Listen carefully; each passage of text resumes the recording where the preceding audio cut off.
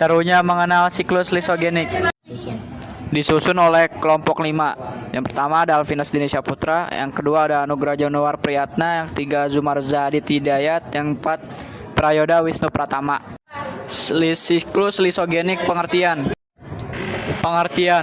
Siklus lisogenik adalah siklus reproduksi virus di mana DNA virus menyatu dengan DNA sel inang tanpa langsung menghancurkan sel tersebut. Materi genetik virus yang menyatu ini disebut profag dan ikut tergandakan setiap kali sel inang membelah diri, sehingga virus bisa bersembunyi dan berkembang biak secara diam-diam dalam jangka waktu lama. Cara kerja siklus lisogenik. Yang pertama, integrasi. Setelah virus masuk ke dalam sel, DNA virus bergabung dengan DNA sel inang dan membentuk profag. 2. Perbanyakan pasif. Saat sel inang membelah diri untuk bereproduksi, DNA profag juga ikut digandakan bersama dengan DNA sel inang. Terus-menerus, profag tetap ada dalam sel inang dan terus memperbanyak diri di setiap generasi sel anak tanpa menyebabkan kerusakan langsung. Potensi transisi. Pada kondisi tertentu seperti stres atau kerusakan sel, profag dapat aktif kembali, melepaskan diri dari DNA inang dan memulai siklus litik yang akan menghancurkan sel inang. Nah, di sini ada tahapan lisogenik. Yang pertama, tahap adsorpsi. Fage melekat pada suatu bakteri.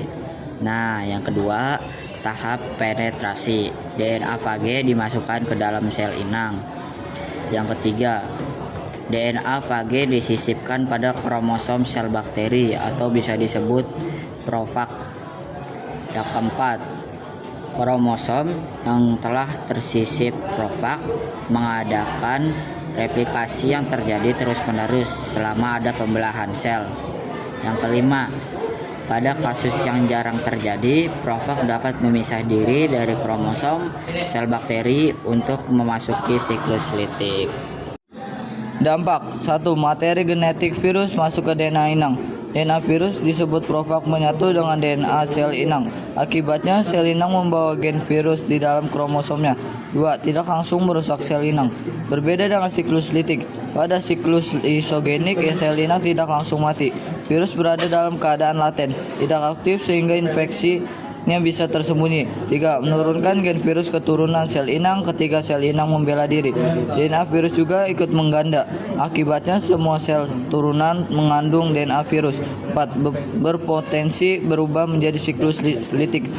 Jika ada pemicu seperti radiasi, stres, atau zat kimia, DNA virus bisa aktif kembali. Virus lalu memasuki fase litik, menghasilkan banyak partikel virus baru dan menghancurkan sel inang. 5. Dampak evolusi dan medis. Siklus lisogenik dapat menyebabkan mutasi atau perubahan genetik pada sel inang. Pada manusia, contoh dampaknya bisa berupa penyakit akibat aktivitas virus laten, seperti virus herpes atau HIV.